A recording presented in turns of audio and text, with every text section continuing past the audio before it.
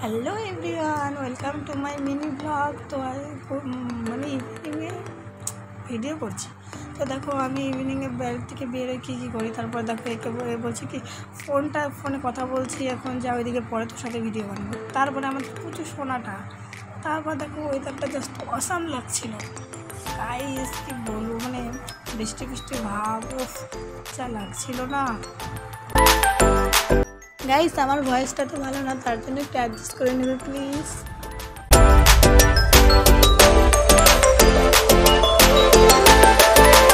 তো দেখো এটা আমাদের বাড়ির সামনে আছে, ওই থেকে পিছনে মিষ্টির দোকান দেখা যাচ্ছে। তারপর দেখো ফুলটা মানে নাম ছিল কাঠগোলাপ। তারপর দেখো ফুলটা নিয়ে আমি একটু ঢং করে নেব।